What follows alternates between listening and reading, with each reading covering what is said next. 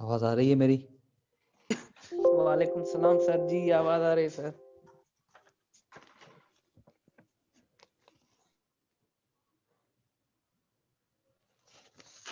जी। इजाज है आपके, सीआर हैं इजाज? जी सर। टुडे अटेंडेंस जेका आहे उहो ॾिसी वठिजो, शॉर्ट स्क्रीन वठी ठीक है छॾिजो, ठीकु आहे? मां पंहिंजे हिसाब सां लॻायां पियो, ठीकु आहे? ऐं जेको पाण लॻायां थो, ऐं जेके ॿार जेके डिस्कनेक्ट वग़ैरह थियनि पिया या जेको इशू आहे वो शॉर्ट स्क्रीन वठी छॾिजो उन्हनि जा, ठीकु है? ठीक है। ठीक। अच्छा, अब हम लोग जो हैं वो आज जो है वो इक्विटी जो है उसको हम लोग स्टार्ट करते हैं।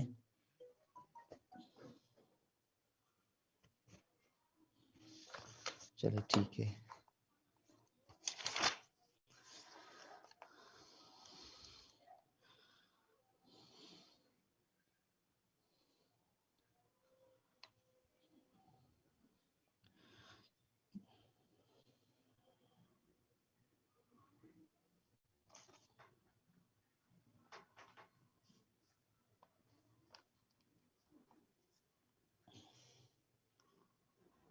अच्छा, इक्विटी बेसिकली ये जो सब्जेक्ट है वो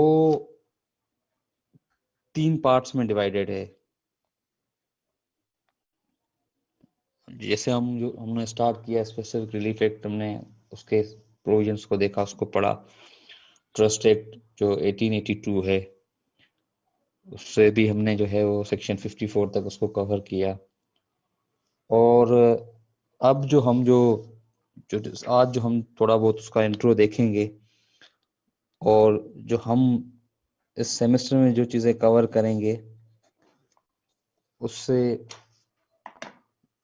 रिलेटेड कुछ चीज़ें हैं जो मैं आपको जो है वो बता दूं। बहरहाल, अब सबसे पहले इक्विटी, जो वर्ड इक्विटी है या इक्विटी का सिंपल जो है वो कॉन्सेप्ट ये या सिंपल मीनिंग ये है कि लिटरली मीनिंग इसका, या इस जगह अगर देखें तो उससे पहले थोड़ा उसको डिस्कस कर लेते हैं, जनरल सेंस में डिस्कस कर लेते हैं कि इक्विटी क्या जो है, इसका क्या मतलब है। क्या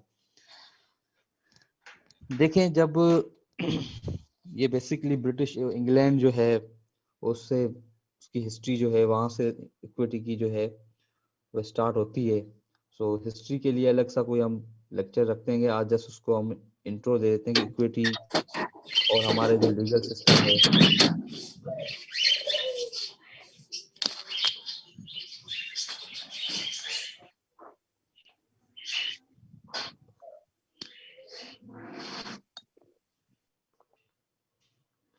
सो इक्विटी का जो बेसिक जो कॉन्सेप्ट है वो क्या है, और उसको समझना हमारे लिए सबसे बड़ा इंपॉर्टेंट एस्पेक्ट ये है कि उसको समझेंगे इक्विटी का बेसिक कॉन्सेप्ट क्या है। देखिए, इक्विटी का बेसिक जो कॉन्सेप्ट यही है कि जो इंसाफ जो करने की जो एक फीलिंग्स हो, इंसाफ जस्टिस को डिस्पेंस करने की जो हम फीलिंग्स के हैं, या जो जो कंसेंसस हो कि जो हम जो है वो इंसाफ कर सकें, इस तरह की जो जिसको हम हिंदी में एक अल्फाज यूज होता है भावना, मीन्स एक फीलिंग्स हो कि इंसाफ जो है वो इंसाफ करने की जो फीलिंग्स होती हैं, तो उसको हम जो है जर्नल ऐसे ही हम उसको समझें कि इसको हम इक्विटी कहते हैं। इक्विटी जो बेसिकली जो डिफरेंट जो हमारे जो जूरिस्ट है उन्होंने डिफरेंट तरह की डेफिनेशंस दी हुई हैं और उसको डिफरेंट वे से उनको एक्सप्लेन किया हुआ है।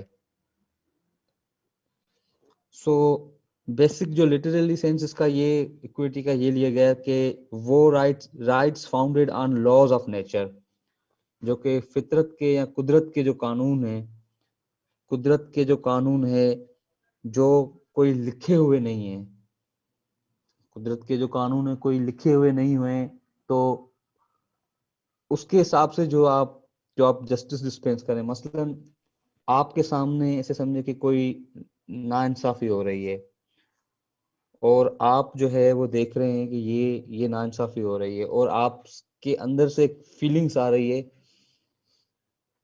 और आप उस फीलिंग्स को जो है उस जो आपकी फीलिंग्स आ रही हैं और आप उससे फीलिंग्स से जो है वो कोशिश कर रहे हैं कि वो नाइंसाफी ना हो।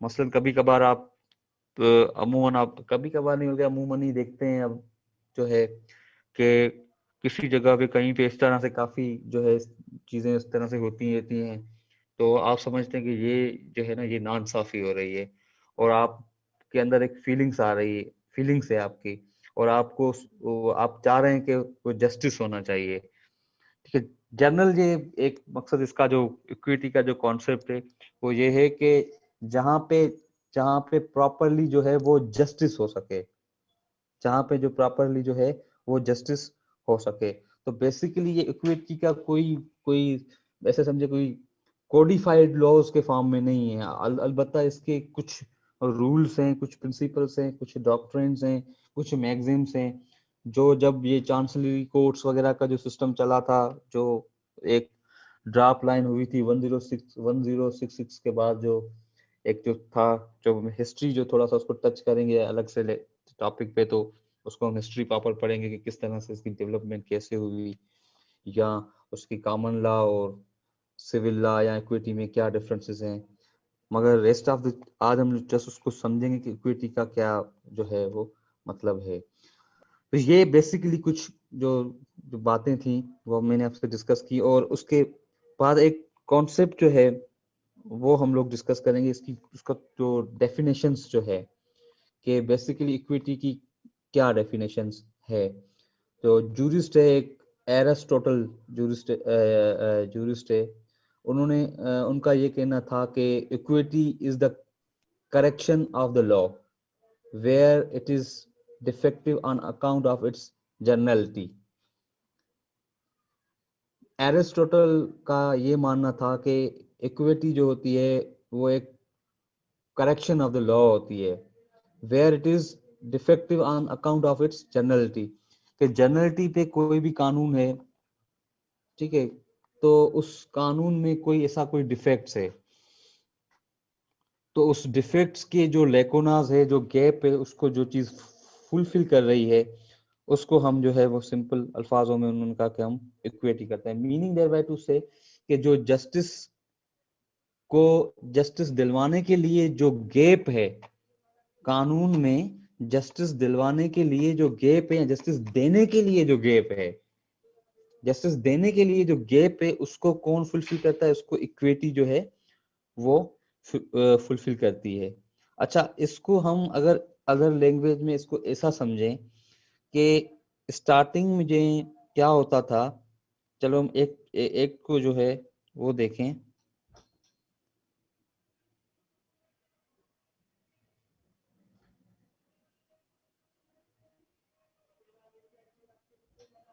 ये मैसेज आया है मुझे, कौन कर रहा है? सर मैं म्यूट हो रहा हूँ, कौन है भाई?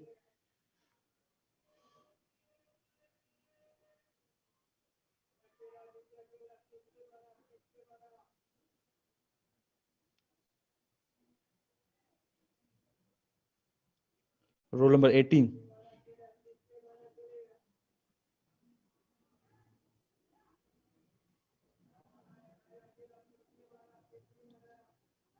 जी इजाज, रोल नंबर 18। अब आवाज आ रही है बेटा? आपको आवाज आ रही है अब?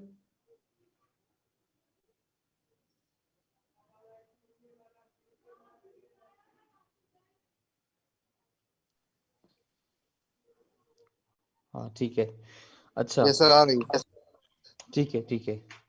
अच्छा, तो ये जो अब किस तरह से मकसद इस डेफिनेशन को अगर हम देखें और उस पे हम जो लॉ को जो है वो उसको अप्लाई करें कि किस तरह से जो है वो ये डेफिनेशन जो है इन्होंने जो एरिस्टोटल ने डेफिनेशन दी है कि equity is the correction of the law where it is defective on account of its generality. तो लॉ के करेक्शन के बारे में कि लॉ मीन, अब उसको सिंपलीफाई करके हम उसको समझें कि किसी कानून में कहीं पे, किसी कानून में कहीं पे कोई गैप है।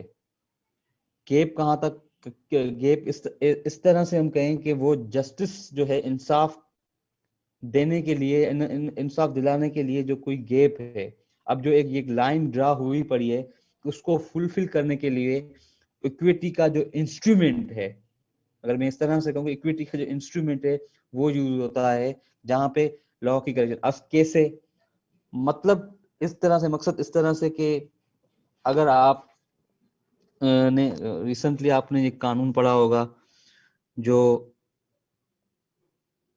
रजिस्ट्रेशन एक्ट, आपने जो है वो पढ़ा। अब रजिस्ट्रेशन एक्ट जो आपने पढ़ा होगा, तो वहां पे एक सिंपली ये चीज है कि जब भी प्रॉपर्टी ट्रांसफर हो रही है, ट्रांसफर होने के बाद एक डीड बन रही है, डीड के बनने के बाद वो रजिस्टर्ड हो रही है, रजिस्टर्ड होने के बाद वो प्रॉपरली एक ऑनर जो है, वो अपना टाइटल जो है वो ट्रांसफर हो रहा है। तो रजिस्टर्ड प्रॉपर्टी होने के बाद जो जो इस बंदे ने ट्रांसफर की है, वो इंटाइटल नहीं रहता उसकी ऑनरशिप का। ठीक है। इस सूरत में अगर कोई बंदा या कोई जो है वो किसी, ऐसे समझे कि वीक वीक बंदे से, या किसी किसी ऐसे इंसान से जो ऐसे समझे कि अनपढ़ है, या इस तरह की किस तरह से कोई फ्रॉडुलेंट, या किस तरह से कोई ऐसा डॉक्यूमेंट मैनेज करे, और उस डॉक्यूमेंट पे जो भी लीगल फॉर्मेलिटीज हैं, जो भी लीगल फॉर्मेलिटीज हैं वो फुलफिल करे, और उससे सिग्नेचर भी ले ले, या जो भी कुछ होता है। तो इस तरह का एक बार जो है वो बैठा हुआ था, हाई कोर्ट में बैठा हुआ था।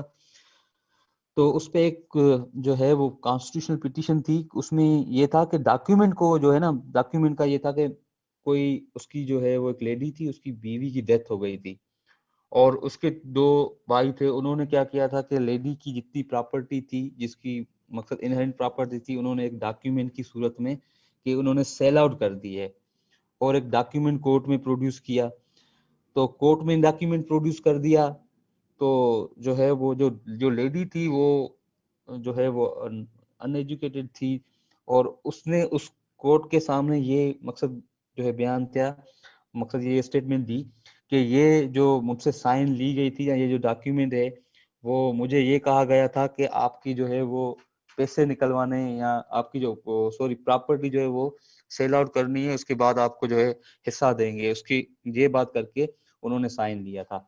तो जो जज साहब जो बैठे हुए थे, मुझे याद है अजीजुर रहमान एक जो है यहाँ के जस्टिस थे उस वक्त, उन्होंने बहुत अच्छे रिमार्क्स दिए, अच्छे रिमार्क्स दिए, और इस सारी चीज को जो है वो, एविन दाओ एक डिस्क्रिशनरी इख्तियारात होते हैं 199 के, यहाँ पे वो चीज जो है वो नहीं होती है, मगर वो उसको टेकअप कर पे जो है वो उसको प्रॉपरली जो है प्रॉब्लम जो है रिजॉल्व किया। अब यहाँ पे देखें, इस इसको जब मैं ये इक्विटी को लेक्चर बना रहा था, जब उसको देख रहा था, तो मुझे ये एग्जांपल एक ऑन प्रैक्टिकल जो मैंने देखी वो याद है, कि वो क्या थी, एक फीलिंग्स करने की, एक जो इंसाफ जस्टिस करने की एक फीलिंग्स थी, जो उस वक्त जो कोर्ट में जज बैठा हुआ था उस पे आई। अदरवाइज उसको ये भी ऑप्शन था कि वो रेफर कर देता कहाँ पे, रेवेन्यू डिपार्टमेंट पे। बाद में उसने रेवेन्यू डिपार्टमेंट पे रेफर किया, पर विद द डायरेक्शन ये रेफर किया कि आप इसको, जो आप ये एंट्री सो सो है, उसको आप जो है वो कैंसिल कर दें, या इस तरह का मकसद उन्होंने एक अच्छा ऑर्डर पास किया। जो तो वो एक चीज क्या थी कि एक इक्विटी जो कानून में जो लेकोनास थी या करेक्शन थी, उसको आल्थो वो एक फराडल बेस पे चीजें सारी थी, मगर क्या थी कि उसकी जो गैप था वो फिलफुल हुआ। तो ये बेसिकली कॉन्सेप्ट जो है वो इक्विटी का जो बेसिक कॉन्सेप्ट जो है वो इस तरह से है कि जहाँ पे देखें इक्विटी, कोई भी आप जो भी बुक देखें, आपको प्रिंसिपल्स मिलेंगे, आपको उसके डॉक्ट्रिन, तो कन्वर्जन डॉक्ट्रिन होगा, या इस तरह के डॉक्ट्रिन कुछ मिलेंगे, या उसके बाद मैगजीम्स जो उन कोर्टों ने जो केसेस चला, उसके बाद मैगजीम्स डेवलप्ड हुए चांसलरी कोर्ट में, तो वो आपको मिलेंगे। अदर सेंस में आपको ऐसा कोई कोडिफाइड फॉर्म जो है वो लॉ लॉ की सूरत में नहीं मिलेगा कि ये सेक्शंस हैं, इसके बाद ये सेक्शन है, ये सेक्शन है, ये एप्लीकेबल हो गए, ये चीज होगी। या अब ये जो कानून, जो एक्चुअल लेजिस्लेशन है, उनमें कोई आ जाती है करेक्शंस वगैरह, जैसे कॉन्ट्रैक्ट एक्ट है। अक्सर हम पढ़ते हैं कॉन्ट्रैक्ट एक्ट में क्या होता था कि जो कॉन्ट्रैक्ट एक्ट है उसमें आप कोई भी एग्रीमेंट कर रहे हैं, या कोई भी कॉन्ट्रैक्ट कर रहे हैं, तो उस सूरत में आप क्या होता था कि आपको सिर्फ जो है वो डैमेजेस, इनके ऐसा ब्रीच होती थी तो सिर्फ डैमेजेस मिलते थे। तो पार्टीज जो है वो ऑलवेज जो है वो एग्री थी। तो पार्टीज जो एग्री होती होती थी, अब सिर्फ डैमेजेस ही मिले। ठीक है, जो वैल्यूएशन की मैंने कुछ आपसे पहले भी जो चीजें डिस्कस की थी, तो उस सूरत में ये चीजें जो सारी सारी ये चीजें जो थी, वो एक तो थी कि इंसाफ के जो तकाजा होते थे या इंसाफ जो है वो नहीं होता था। एक जो लाइन जो एक ड्रा थी, वहां तक की लाइन थी, उससे आगे जो है वो पार्टीज जो है वो कन्विंस नहीं होती थी, और पार्टीज जो होती थी वो वो सेटिस्फेक्शन नहीं होती थी। तो इस चीज को जो है वो उन्होंने जो है वो इक्विटी का जो कॉन्सेप्ट जो है वो डेवलप हुआ। तो अब ये जो हम हिस्ट्री का एक जो टॉपिक है उसको हम जब टच करेंगे कि जैसे 104 में जो है वो नॉर्मंडी, नॉर्मन जो था वो पार्ट ऑफ फ्रांस था। ठीक है, उसके जो कंक्वर्ड हुआ उसके बाद अब इंग्लैंड में 3 तरह की जो कोर्ट्स होती थी। किंग्स बेंच होती थी, कॉमन प्लेस होता था, और एक्सचेकर कोड होती थी। तो उसके बाद कोर्ट्स का सिस्टम अलग चलता था, और कोर्ट ऑफ इक्विटी जो थी। अब जब कोर्ट में जब वो जाते थे तो यही जो मैं भी बातें कर रहा था वही प्रॉब्लम होता था। तो वो किंग्स कोर्ट पे जो है उस पे जो है वो अपीलेट फोरम की तौर पे जो है जाते थे, और वहां पे जो है वो कोर्ट जो है वो इंसाफ होता था। तो उसके बाद जो ऐसे समझे कि चलो मैं हिस्ट्री थोड़ी बहुत इसको डिस्कस कर लेता हूँ। उसके बाद कोर्ट जो है वो उन्होंने किंग्स कोर्ट जो है उन्होंने इख्तियार दे दिए। जो एक्सचेंजर कोर्ट होती थी उसमें चांसलरी कोर्ट्स जो है वो कायम हुई, और चांसलरी कोर्ट में जो चांसलर होता था वो इज डीम टू बी यदि समझे कि किंग्स का जो है प्राइम मिनिस्टर होता था।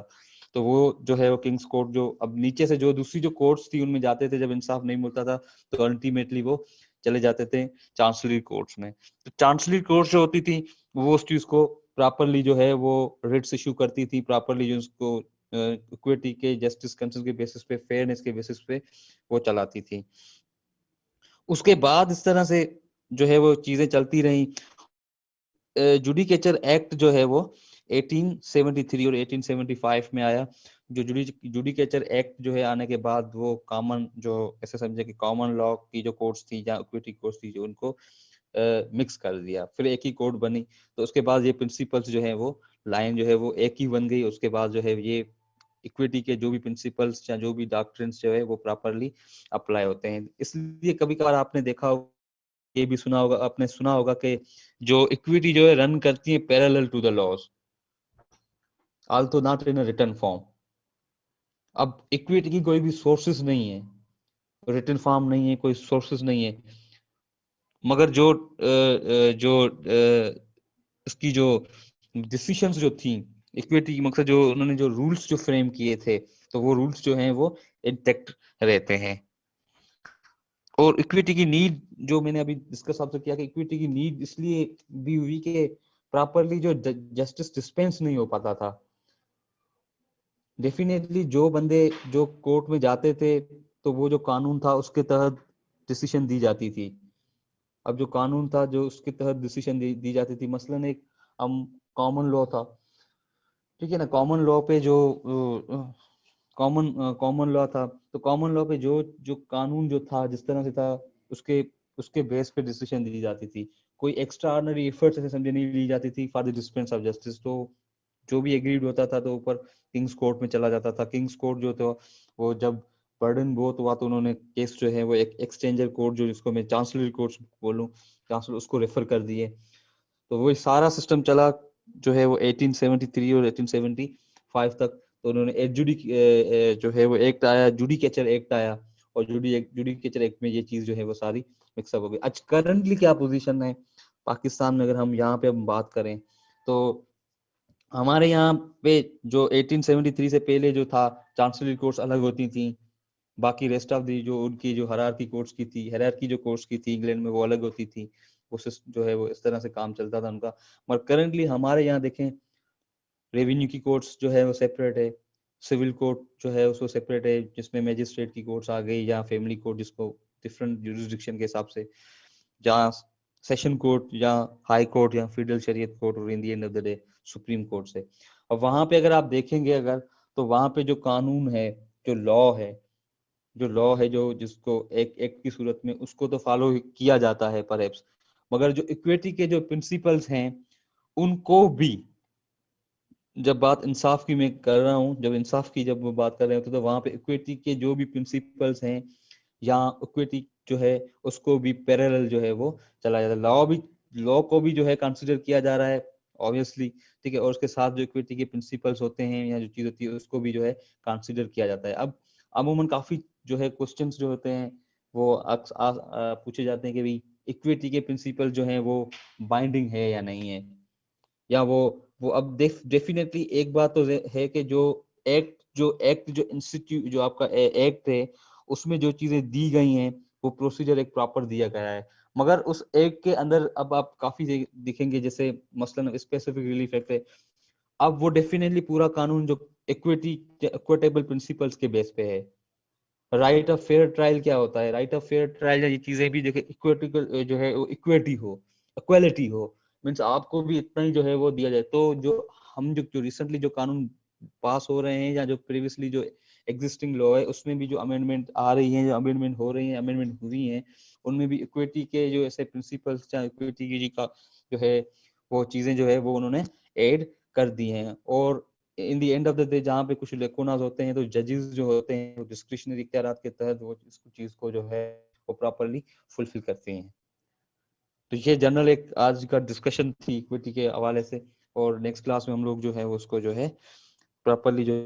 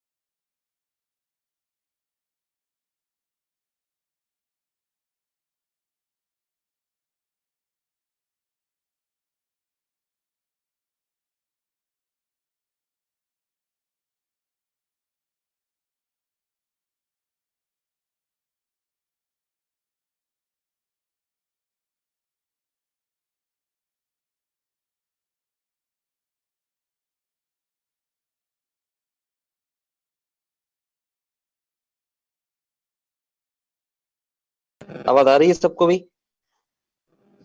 जी सर आ रही है।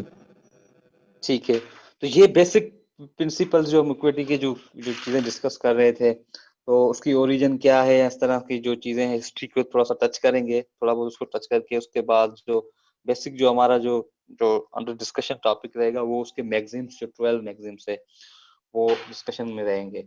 एक मैंने एरिस्टोटल की आपको डेफिनेशन जो है वो इक्विटी की अभी डिस्कस की, रेस्ट ऑफ द डेफिनेशन जो है वो एक ब्लैक स्टोन थे। अब ब्लैक स्टोन ने इक्विटी को इस तरह से डिफाइन किया कि equity is the soul and spirit of all laws, positive law is constituted and natural law is made by it.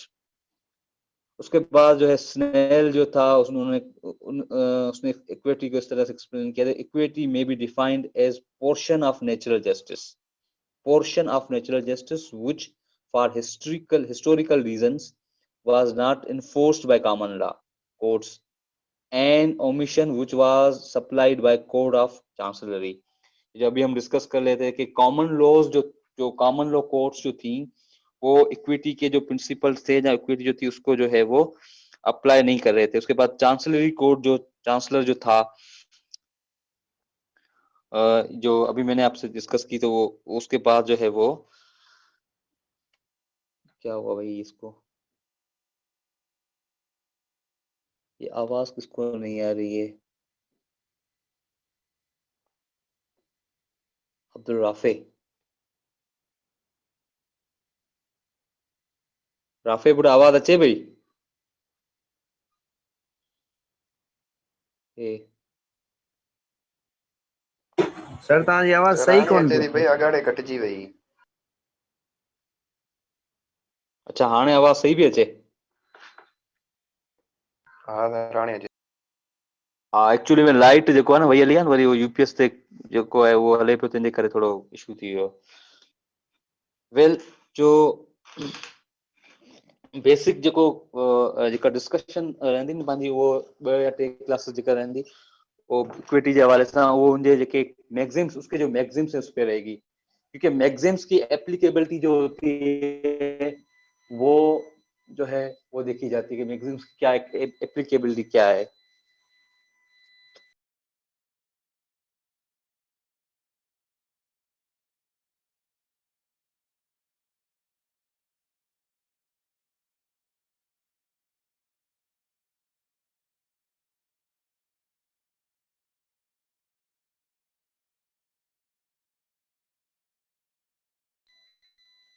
अच्छा भैया 2 मिनट आप वेट करें, कंटिन्यू करते हैं इसको 2 मिनट के बाद।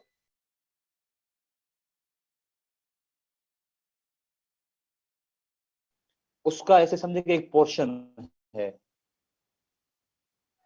जो नेचुरल जस्टिस है उसका एक पोर्शन है, ठीक है। और वो इक्विटी जो कॉमन लॉ कोर्ट्स थी, जो हमने पहले डिस्कस किया था, कॉमन लॉ कोर्ट्स जो थी वो इक्विटी के प्रिंसिपल या इक्विटी उसको देखती थी, वो एग्जिस्टिंग लॉ क्या है, एग्जिस्टिंग लॉ क्या कह रहा है उसको देख के डिसीजंस देती थी या जो भी ऑर्डर्स थे वो पास करती थी।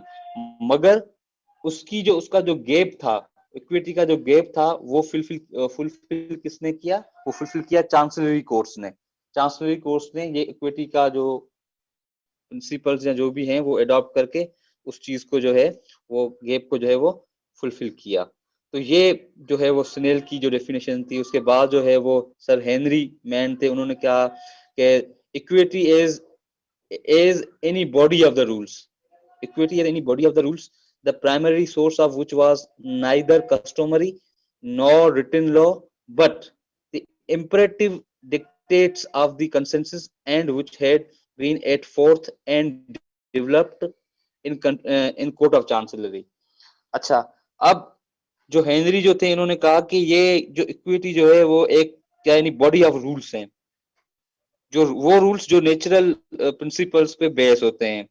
प्राइमरली वो कहना था कि कोई सोर्स नहीं है इक्विटी की, जो जिस तरह से पहले हमने डिस्कस किया कोई कस्टमरी कोई जो है वो नहीं है, या कोई रिटन फॉर्म रिटन लॉ के सूरत में नहीं है, मगर वो जो imperative dictates of the consensus, माने जो आपके जो हुकुमात हुकुम्स ऑर्डर्स जो हैं, जो आप जो एक ऐसे समझे कि जब आप डिसीजंस दे रहे हैं, आप जब डिसाइड कुछ मैटर्स कर रहे हैं, तो उस वक्त जो आप चीज देख रहे हैं कि ये जो लाइन जा रही है इस तरह से, तो ये एक जस्टिस इस तरह से होगा। जस्टिस जो है वो ऐसे समझे कि जस्टिस करने के लिए जो आप एफर्ट्स ले रहे हैं, जहां आप जो है पार्टीज के बाद आप जो है हियरिंग के बाद आप देख रहे हैं, आल्सो लॉ जो है वो स्पेसिफिकली क्लियर्ड है, मगर आप कुछ एक लाइन ड्रा कर रहे हैं जो गैप उसको फिलफिल करने के लिए। तो उसके हिसाब से ये जो है वो अपने जो है वो उसको इक्विटी जो है उसका कॉन्सेप्ट इस तरह से है। अब ये बेसिकली जो है वो आपने जो है कुछ पढ़ा भी होगा कि 1066 में जो है उसके बाद ये जब जो है वो नॉर्मंडी जो था, नॉर्मन जो थे उसमें जो पार्ट ऑफ फ्रांस थे और कंक्यूर्ड हुआ इंग्लैंड, और उसके बाद जो है वो इंग्लैंड में 3 तरह की जो कोर्ट्स जो है वो देखी जाती थी। फिर वो जो मैटर्स जो है सारे वो उस तरह से डील होती थी, जो जो कॉमन लॉ कोर्ट्स जो थी वो डील करती थी। तो ये थोड़ा सा था। उसके बाद एक थोड़ा सा और भी एक कॉन्सेप्ट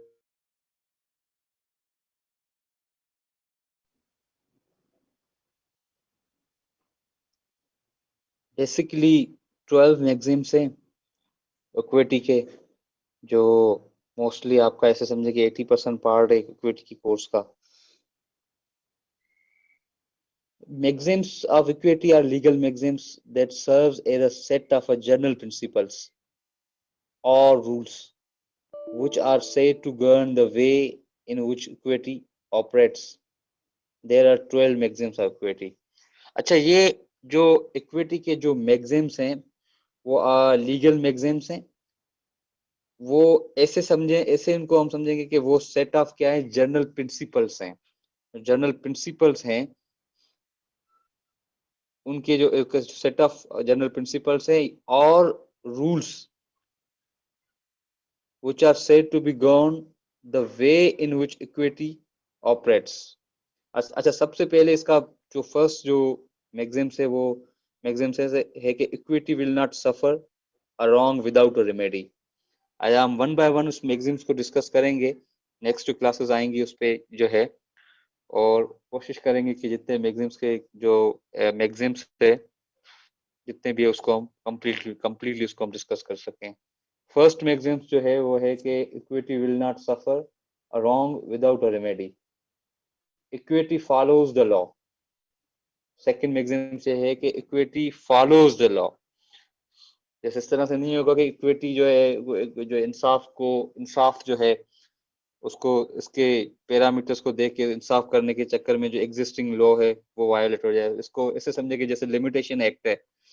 अब लिमिटेशन एक्ट में जो इस कानून में जो स्पेसिफाइड जो है, मसलन कोई लिमिटेशन स्पेसिफाइड है कि आपको डिक्लेरेशन के लिए 6 मंथ में आना है मसलन, या आपको जो है रिकवरी या पोजीशन के लिए 6 मंथ में आना है, इलीगली जो पोजीशन है जो हमने लिमिटेशंस जो भी डिस्कस की हैं रेक्टिफिकेशन के लिए या इस तरह की, तो ये 6 इयर्स जो मकसद या 6 मंथ या 3 इयर्स जो भी टाइम स्पेसिफाइड है, तो अब उसको डिफीट नहीं किया जा सकता। इक्विटी जो है वो उसको डिफीट नहीं कर सकती।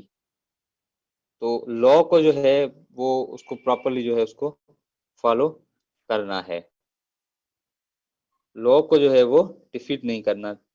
हम उसको प्रॉपरली जब देखेंगे तो उसको प्रॉपरली हम उसको पढ़ेंगे one by one magazine. Just मैं आपको इंट्रो दे रहा हूँ। नंबर 3 में where there is a equal equity the law shall prevail. और फोर्थ में है कि फोर्थ मैगजीन से है कि where the equities are equal the first in time shall prevail. सही। 5 मैगजीन से कि he who seeks equity must do equity, he who comes into equity must comes with clean hands, delay defeats equities, equality is equity। 8 ninth है कि equity looks to the intent rather than the form। और 10th है equity looks on that as done which ought to be done, equity imputes an intention to fulfill an obligation, equity acts in persona। ये मैगजीम से equity के जो हम लोग जो है वो उसको नेक्स्ट क्लासेस में जो है उसको प्रॉपरली डिस्कस करेंगे। अच्छा, ये रोल नंबर 1, रोल नंबर 1। अच्छा, मैं एक बात और ये कहना चाह रहा था आपसे कि इसकी इक्विटी के जो नोट्स हैं वो मैं बनाऊंगा और नोट्स आपको जो है वो दूंगा, या नोट्स में जो है जो भी टॉपिक्स हम कवर करेंगे उससे रिलेटेड जो भी नोट्स होंगे या जो भी मटेरियल होगा वो प्रोवाइड करूंगा। और उसके बाद कोई बुक्स होगा कोई मैं आपको रेफर कर दूंगा। और उसके लिए परेशान होने की कोई जरूरत नहीं है आपको कि ये जो आप पढ़ा रहा हूँ उसका जो है आपको मटेरियल नहीं है या जो चीज़ नहीं है वो आपको जो है वो हॉट फॉर्म में मिल जाएगी। अच्छा, रोल नंबर 1। Yes sir. ठीक है पुट, अटेंडेंस लगाए यहाँ पे उम्मा। ठीक जी है। सर। अच्छा, roll number 2 Aamir.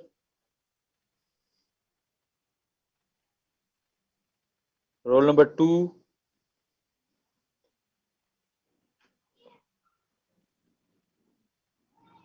Roll number 2 Aamir. Roll number 2 Aamir.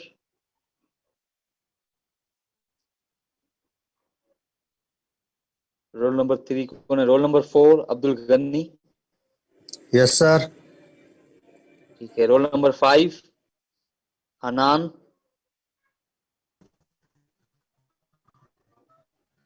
Roll number 5 Hanan. Roll number 5 Hanan.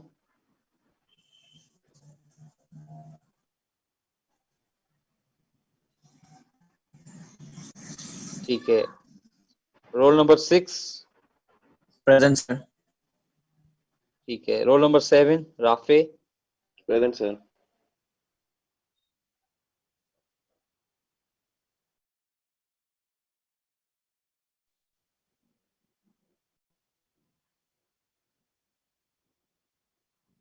अच्छा, roll number 12 Ahmed Samejo. Yes, sir. Roll number 13, Yasin. Yes, sir, present. Roll number 14, 14. Ijaz. Roll number 14. Roll number 14. Roll number 15. Yes, sir.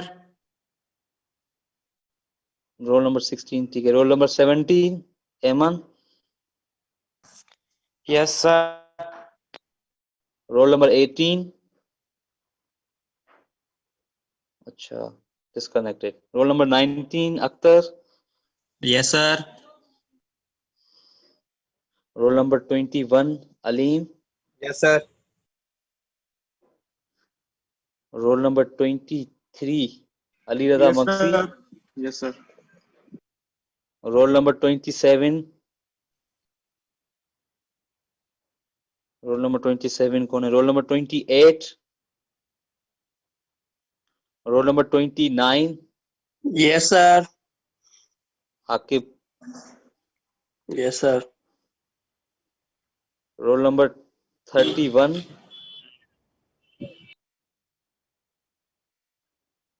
roll number 32, Aslan.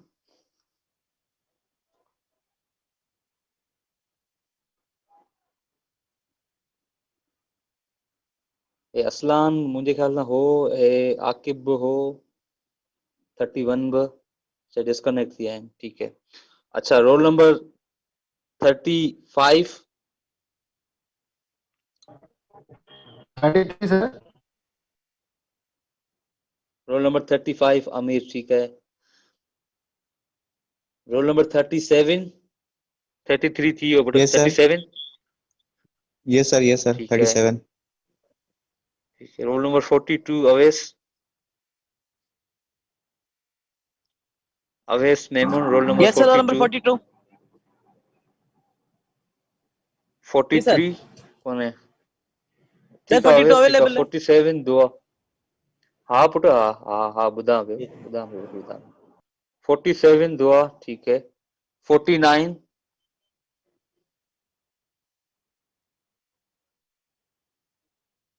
ठीक है. 50. 50. ठीक है put. ठीक है. 51. 51. ठीक ठीक ठीक है पुट. ठीक है. 51. 52, फरमान. 54. 54. Present, sir. 55. Yes, sir. तव्हां घनश्याम पुट क्लासूं अटेंड घटि था कयो. ठीक है. अटेंडेंस पंहिंजी मेंटेन रखो. जी sir. 56. Yes, sir. 57. Present, 57. sir. Present. 57. Present, sir. 58. Present, sir. Fareed. 58. Present, sir. Present. 59. 59. कौन है? 60. गुलाम मुस्तफा. 60. 60.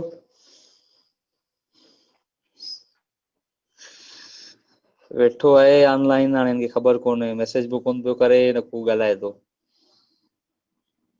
ॾाढी ॾुख जी ॻाल्हि आहे यार. क्लास में वेठा आहियो, ख़बर आहे कोन. बस म्यूट करे हलिया था वञनि. ख़बर ई कोन्हे. 62. Yes, sir. 63. Present, sir. 64. जी सर. हीरा तव्हां पुट अटेंडेंस तव्हांजी जेका हूंदी आहे न मुंहिंजी क्लास में घटि हूंदी आहे. अक्सर मां ॾिसंदो आहियां तव्हां क्लास अटेंड न आहे कंदा. काइंडली तव्हां जेको न अटेंडेंस पंहिंजी मेंटेन कयो. 65. 65 कोन है. 66.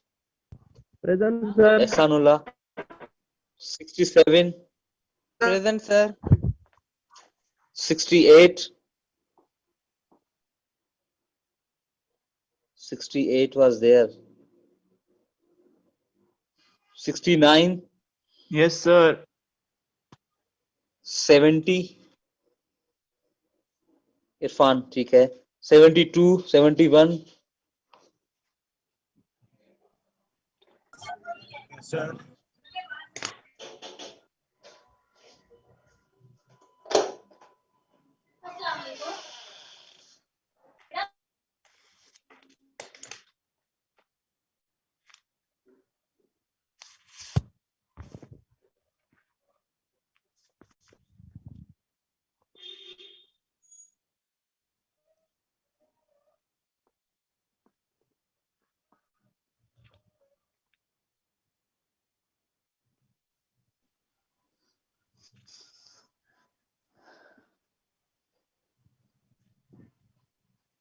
अच्छा 72, Yes, sir. 72, Yes, sir.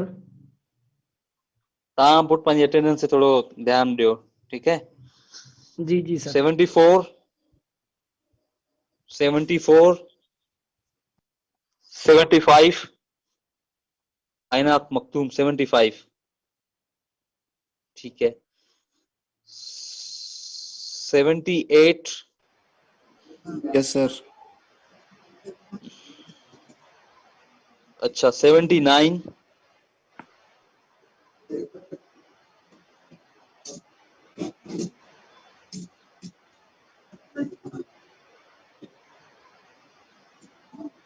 80, 80, 80 कौन है, 82, महानूर 82, Present, sir. 85, 85, 86,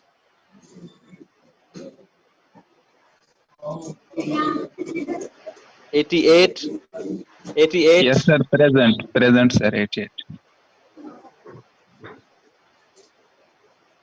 90, महमूद ठीक है, 92, Present, sir. अच्छा आमिर तव्हांजी अटेंडेंस लगी हुई है पुट, ठीकु आहे। Aamir roll number 2 please hand जेको तव्हां हथ में हेठि करे छॾियो, अटेंडेंस लगी हुई है। 57, 57 तव्हांजी लगी हुई है। 66 तव्हांजी लगी हुई है। 77 तव्हांजी पुट लगी हुई है। 78 तव्हांजी लगी हुई है। 85 तव्हांजी लगी हुई है, ठीक है। 86, 23 तव्हांजी पुट लगी हुई आहे सभिनीनि जी, ठीक है। अच्छा हाणे हे अटेंडेंस तव्हांजी मूं वठी छॾी, ठीक है।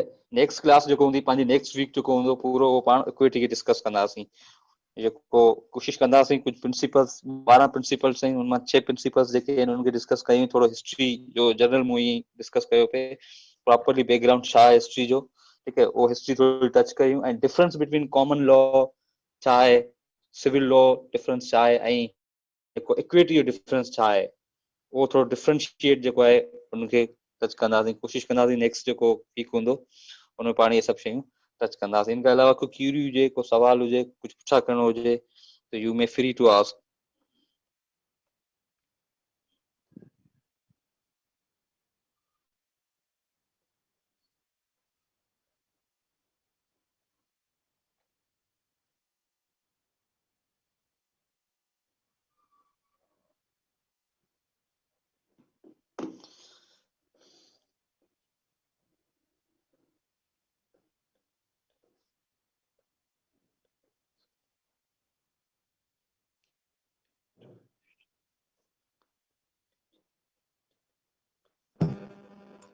Sir. जी जी हेलो सर, एक क्वेश्चन जी है। जी ये जी जी पैरालाल की जो आपने बात करी स्टार्टिंग हम्म, में, हाँ सर हाँ। पैरालाल लेजिस्लेचर की बात करी थी आपने। मैं ये कह रहा था कि जो एक तो आपका कानून है जो कोडिफाइड फॉर्म में है, जो आपका जी कानून कोडिफाइड फॉर्म में है। मसलन जैसे मैंने एग्जांपल दिया कि मसलन एक एक प्रॉपर लॉ है कि आप जब कोई प्रॉपर्टी खरीद करते हैं उससे पहले आपका कॉन्ट्रैक्ट जो भी हो या वैलिड होना चाहिए। जो सेल डीड बनती है वो कानून के मुताबिक बने, और सेल डीड जो कानून के मुताबिक बनी है उसमें क्या होता है कि जब फाइनेंशियल ऑब्लिगेशंस होती हैं तो उसमें दो जो है वो मेल जो है वो विटनेसेस होने चाहिए और जो भी है। अब उस सूरत में जो कानून के तकाजा पूरे हैं, मसलन एक मैं सेल डीड की बात कर रहा हूँ, उस पर आता हूँ, ठीक है। तो एक कानून के पूरे तकाजा पूरे है, मगर जो सेल डीड बनाई गई है उसमें जिससे आपको ट्रांसफर किया गया उस पर आपको गलत बयानबाजी से आपने प्रॉपर्टी पूरी ट्रांसफर कर दी है। तो अगर जब ये डॉक्यूमेंट अगर कोर्ट के सामने आए और कोर्ट उस डॉक्यूमेंट के बेस पे अगर डिसीजन दे, तो ऑब्वियसली वो डिसीजन ये होगी कि लीगल जो पैरामीटर्स हैं वो सारे फुलफिल हैं। तो जब लीगल पैरामीटर सारे फुलफिल हैं, तो वहां पे किसी की स्टेटमेंट जो बाद में जो जिसने सिग्नेचर इनके सब की है, ठीक है, वो अनएजुकेटेड था, उसको ये कहा गया कि ये प्रॉपर्टी जो मैं आपके नाम कर रहा हूँ पूरी की पूरी, और उन्होंने अपने नाम कर दी। तो यहाँ पे जो इक्विटी के जो प्रिंसिपल्स हैं कि जस्टिस का डिस्पेंस होना, जो इक्विटी का जो फंक्शन है, वो तब वहां पे आता है कि अब उस डॉक्यूमेंट के बेस पे अगर कोई डिसीजन हो जाए, तो ये प्रिंसिपल्स जो ये जो इंसाफ जो है उसके तकाजा तो पूरे नहीं हुए, इंसाफ तो नहीं हुआ। तो उस सूरत में जो जो इक्विटी के जो प्रिंसिपल्स है, जो इक्विटी है, वो पैरेलल चलती है जो कानून जो स्पेसिफिक कोडिफाइड फॉर्म में है उसके, जो उसके रूल्स हैं वो court, meaning thereby to say जो कोर्ट है उसको दोनों चीजों को सामने रख के डिसीजन देनी होती है। दोनों चीजों को सामने रख के डिसीजन कैसे, कि जो जुडिकेचर एक्ट जो आया 1875 और 1873, उसके बाद कॉमन लॉ और चांसलरी कोर्ट्स। पहले क्या था, कॉमन लॉ जो कॉमन लॉ कोर्ट्स थी वो कानून के मुताबिक डिसीजन दे रही थी, जो लॉ है उसके मुताबिक डिसीजन दे रही थी, जो जिस तरह से कानून है। जैसे डैमेजेस, अगर आपने ब्रीच ऑफ कॉन्ट्रैक्ट किया तो आपको डैमेजेस ही मिलेंगी। मगर लेटर ऑन चांसलरी कोर्ट ने क्या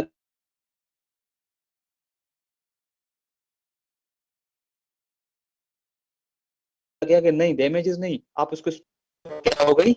और फिर 1873 और 1875 में जो जुडिकेचर एक्ट आया, और जुडिकेचर एक्ट ने इस चीज को मिला लिया। अब करंटली हमारे यहाँ सिस्टम जो चल रहा है उसमें क्या है कि जो इक्विटी जो है वो पैरेलल चलती है जो एग्जिस्टिंग कोडिफाइड लॉ है उसमें। जैसे मैंने एक जो अभी करंटली जो प्रैक्टिकल जो मैंने खुद देखा था एग्जांपल आपको जो दिया, और उससे इससे अलावा भी कई जो सिविल केसेस में फ्रॉडुलेंट मैटर्स जो भी होते हैं, पार्ट परफॉर्मेंस के जो भी मैटर्स होते हैं, जहाँ पे आप जो है अपना राइट जो है वो उसको एस्टेब्लिश करते हैं, या जहाँ पे कोर्ट ये प्रिज्यूम करती है कि ये इंसाफ जो है उसके जो तकाजा पूरे करने के लिए ये प्रिंसिपल्स जो है वो प्रॉपरली फॉलो किए जाएंगे। आल्सो लॉ तो कुछ है, मगर उसको जो है वो दोनों चीजों को इस तरह से पैरेलल चलाती है।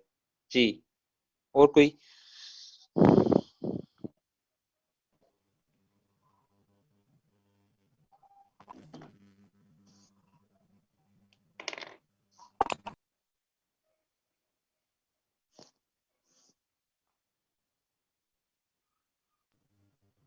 सर जी जी, पैरेलल स्टेटमेंट में तो मतलब दो लाइन में कानून बताता है कि स्टेटमेंट दो लाइनों में होता है, तो वहां पर आपकी बात ये है कि मतलब और अपने पैरेलल की आप मीनिंग को डाइवर्ट नहीं करें। पैरेलल की मीनिंग को ये आप ये समझें कि कोर्ट जब किसी भी कानून के मुताबिक डिसीजन दे रही है, तो उसमें जो इक्विटी के जो प्रिंसिपल्स हैं या इक्विटी का जो कॉन्सेप्ट है, उसको जस्टिस को डिस्पेंस करने के लिए वो इस्तेमाल करेगी। अब इसको इससे इससे सिंपल अल्फाजों में मैं आपको इसे समझाऊं कि इक्विटी जो है प्रिंसिपल जो है उसको भी टेकन इनटू कंसीडरेशन, अल्फाज यूज होता है टेकन इनटू कंसीडरेशन।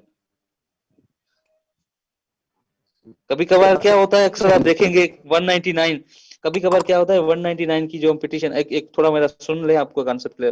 199 की आप पिटीशन फाइल करते हैं, तो वहां पे कुछ पैरामीटर्स जो होते हैं जो है वो फुलफिल करने होते हैं। अमूमन हमने जुडिशियल रिव्यू में पढ़ा था कि सब्जेक्ट टू दी लॉ हो, जहाँ एग्रीड पार्टी हो, या लोकस स्टैंडाई जो है वो होना चाहिए। तो कभी कभार ऐसा डिस्क्रिशन ऑफ द कोर्ट है, डिस्क्रिशन ऑफ द कोर्ट है। फॉर डिस्क्रिशन जो यूज होगी वो किस सेंस में होगी, यूज होगी for the ends of justice के लिए, फॉर एंड्स ऑफ जस्टिस के लिए जो स्टेप्स लिए जाएंगे। अब इसका मैं जो है आपने कानून पढ़ा नहीं है, इसका आप देखेंगे ना जो क्रॉस एग्जामिनेशन जो होता है, अगर आपने सुना होगा क्रॉस एग्जामिनेशन होता है, तो उसमें क्या होता है कि जजेस जो कोर्ट जो है वो डिसाइड करती है सबसे पहले कि डॉक्यूमेंट की एडमिजिबिलिटी जो होती है वो कोर्ट डिसाइड करती है कि whether this document is admissible और नॉट एडमिजिबल। या जब कोर्ट जो होते हैं ड्यूरिंग क्रॉस एग्जामिनेशन जो है क्वेश्चंस जो है वो पुट करने का इख्तियार रखती है। अगर इंसाफ की तकाजा के लिए कोई ऐसा कानून है, मसलन के है कि आप करेक्टर पे सिविल में आप बात नहीं कर सकते, सिविल में करेक्टर जो है रेलिवेंट नहीं होता, मगर कहाँ पे कुछ ऐसी सिचुएशंस अराइज हो जाती है, कोर्ट ये समझती है कि for the dispense of justice के लिए कोई ऐसा जो क्यूरी जो है कोई ऐसा सवाल कर दिया जिससे ये को जो है वो जस्टिस जो है मीट कर सके। तो इस तरह के जो भी मामला होते हैं तो इन चीजों को साथ सबको जो है वो कोर्ट जो है पैरेलल लेके चलती है, पैरेलल जो है वो लेके चलती है। लॉ को भी फॉलो किया जाएगा, वो भी अंडरटेकन इनटू कंसिडरेशन होगा। उसके बाद जो इक्विटी जो है उसके जो प्रिंसिपल हैं, जो चीजें हैं, उसको भी टेकन इनटू कंसिडरेशन लिया जाएगा। जी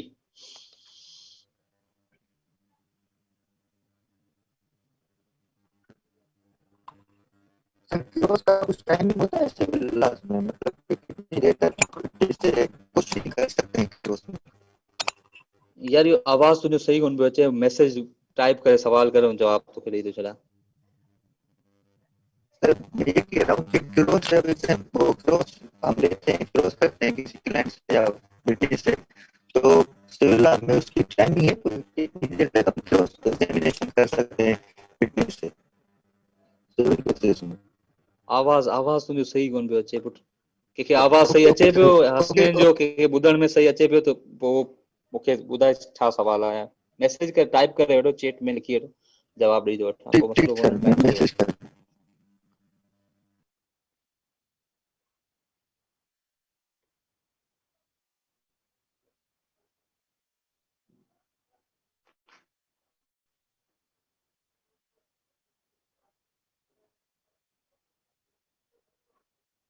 और किसी का कोई सवाल हो, कोई क्यूरी हो, कुछ डिस्कस करना हो?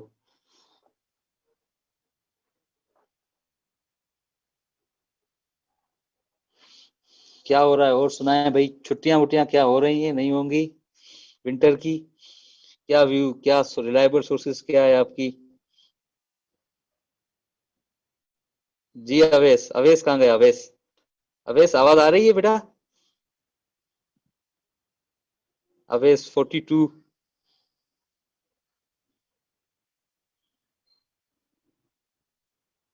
अच्छा जी इजाज, इजाज आवाज आ रही है बेटा?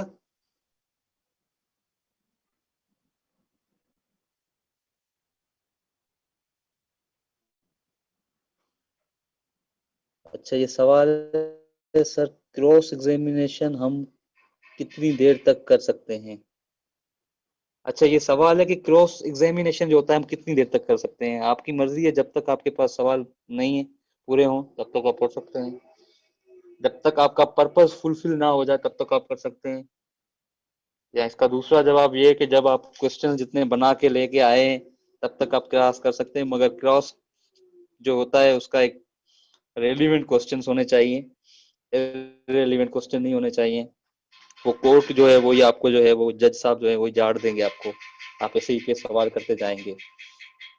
वैसे जितना क्रॉस छोटा होगा और जितना क्रॉस टू द पॉइंट होगा वो बेहतर है, क्योंकि क्रॉस एग्जामिनेशन जो होती है वो एक ऐसा आर्ट है जिसमें आपको भी नुकसान हो सकता है। कोई ऐसा सवाल जो है वो आप करें और उसका जो जवाब आ जाए वो आपके लिए भी जो है आपकी क्लाइंट के इंटरेस्ट के अगेंस्ट भी जा सकता है, और अमूमन ऐसे ही होता है प्रैक्टिकल रेस्पेक्ट पे। काफी जगह पे जज हमारे जो हम जो हुकला होते हैं वो कोशिश करते हैं कि क्लास पढ़ा करें, देखें कितने सवाल किए हैं, क्लाइंट की सेटिस्फेक्शन के चक्कर में जो है वो इस तरह के सवाल जो है पुट कर देते हैं जो हमारे लिए जो है वो इश्यू बन जाता है। मकसद जब जजमेंट पास आउट होती है तो ये चीज सामने आ जाती है, कुछ ऐसी जो है चीजें। जी और कुछ?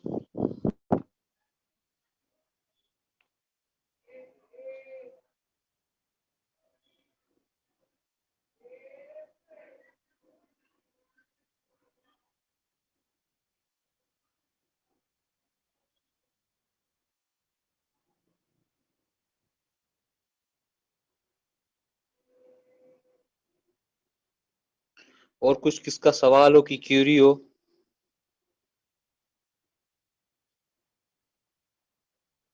चलिए ये 2 सेशन आपके पूरे हो गए, अटेंडेंस आपकी लगा दी है मैंने। ठीक है, इंशाल्लाह नेक्स्ट वीक जो है, नेक्स्ट वीक में हम लोग जो है इसको कंटिन्यू करेंगे। सर जी जी अपनी अटेंडेंस लगी हुई। जी जी।